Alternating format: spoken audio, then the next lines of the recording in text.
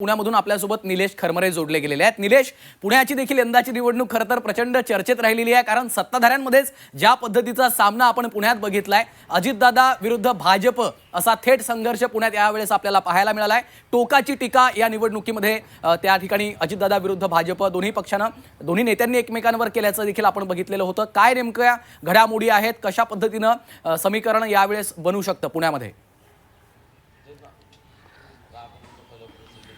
श्रीकांत, खरं तर पुण्यातला जो मतदानाचा टक्का जो आहे तो काहीसा घसरलेला आपल्याला पाहायला मिळतोय। यंदाचं जे मतदान झालेलं आहे ते 52.41% झालेलं आहे आणि 2017 मध्ये जे झालं होतं ते 55% झालं होतं। म्हणजे जवळपास सरासरी 3% हा जो आकडा आहे तो आपल्याला घसरलेला पाहायला मिळतो। त्यामुळं पुण्यामध्ये अजितदादा की भाजपचे मुरलीधर मोहोळ अण्णा, त्या कुणाला पुणेकरांनी पसंती दिली हे महत्त्वाचं लागणार आहे। कारण अण्णा की दादा या दोघांपैकी कुणाला याचा मतदान कमी झाल्याचा फटका बसतोय हे महत्त्वाचं असणार आहे। तर पुण्यामध्ये जर बघितलं तर जवळपास 35 लाख हे मतदान आहे आणि यावर्षी फक्त 18 लाख मतदान झालेलं आहे। त्यामुळं पुणेकर नेमकी कुणाला पसंती देतात हे महत्त्वाचं असणार आहे। कारण पुण्यामध्ये अनेक प्रश्न जे होते ते मूलभूत प्रश्नावर या ठिकाणी प्रत्येक पक्षाने निवडणूक लढली होती। प्रामुख्याने जे मेट्रो आहे त्या मेट्रोचा मुद्दा आणि 32 जी गावं समाविष्ट झालेले आहेत त्या गावांच्या मुद्द्यावर ही निवडणूक जी आहे ते लढलेली आपल्याला पाहायला मिळत होती। मात्र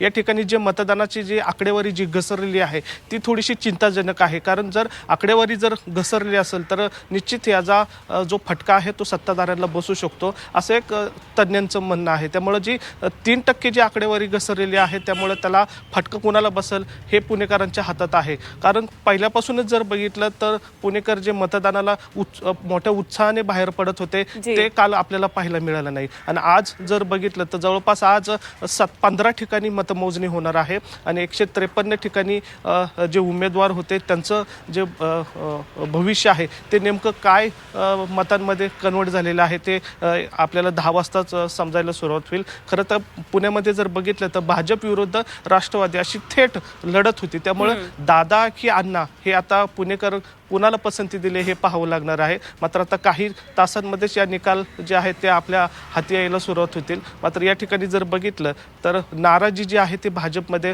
मोठ्या प्रमाणात होती, त्याचाच कदाचित फटका जो आहे तो मतामध्ये आपल्याला पाहायला मिळतोय। त्यामुळे आता काही तासांमध्येच नक्की निलेश, आणि सगळ्यात महत्त्वाचं म्हणजे राज्याचं लक्ष पुण्याकडे या दृष्टीने आहे की अजित पवार आणि शरद पवार दोन्ही राष्ट्रवादी एकत्रित आलेल्या होत्या, त्यामुळे कशा पद्धतीनं ही आघाडी वर्कआउट होती आहे आणि त्या आघाडीचं भवितव्य सुद्धा बहुधा या निवडणुकीवर डिपेंड असणार आहे। त्यामुळे निश्चित हे निकाल खूप अत्यंत रंजक असे म्हणावे लागणार आहेत। जरूर लक्ष ठेवून राहा, संपर्कात राहा।